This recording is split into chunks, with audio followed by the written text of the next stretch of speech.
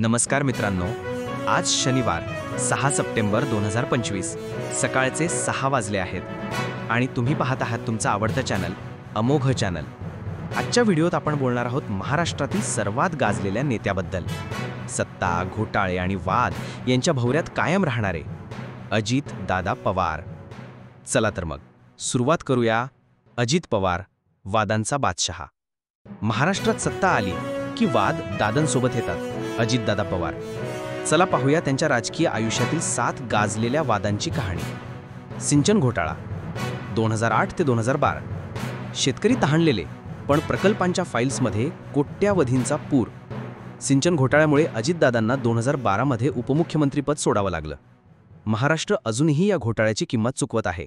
धरणात लघुशंका वाद 2013. पुण्यातील भाषणात अजितदादांनी टोमणा मारला की धरणात पाणी नाही तर मी लघुशंका करायला जाऊ का. या एका वाक्याने महाराष्ट्र संतापला. शेतकरी आत्महत्या सुरू असताना केलेला हा विनोद म्हणजे लोकांच्या जखमीवर मीठ सोडल्यासारखा. नंतर दादांनी माफी मागितली, पण डाग कायम राहिला. 80 तासांचं सरकार 2019. रात्रीच्या अंधारात भाजपसोबत हातमिळवणी करून सरकार स्थापन, पण टिकली फक्त 80 तास. लोकांनी नाव ठेवलं रात्रपाळी सरकार. अजितदादांची ही राजकीय कसरत महाराष्ट्र विसरू शकत नाही. NCP fort 2023. शरद पवारांनाच मागे टाकत अजितदादांनी सत्ता काबीज करण्यासाठी स्वतःचा गट वेगळा काढला. चिन्हासाठी झगडा, वारस कोण या प्रश्नावर महाराष्ट्रात प्रचंड खळबळ माजली.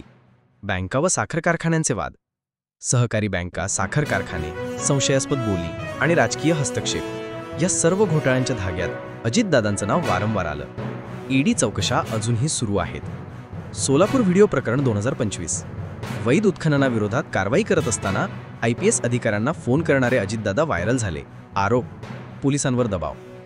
उत्तर, मी फक्त तणाव कमी करत होतो. जनता मात्र म्हणाली, हा सरळ हस्तक्षेप आहे. दादागिरी व घराणेशाही. ठेके, वाळू माफिया, स्थानिक कंत्राटं आणि कुटुंबातील भांडणं. अजितदादांचं नाव सतत चर्चेत. त्यांच्या प्रतिमेवर एकच शिक्का बसला, सत्ता हवीच दादांना. धरणात लघुशंकेच्या विनोदापासून सिंचन घोटाळा, 80 तासांचं सरकार ते पोलिसांवर दबावापर्यंत अजितदादांचा प्रवास म्हणजे वादांचा अखंड महाभारत. मित्रांनो, तुम्हाला अजून कोणता वाद आठवतो? कमेंटमध्ये नक्की सांगा.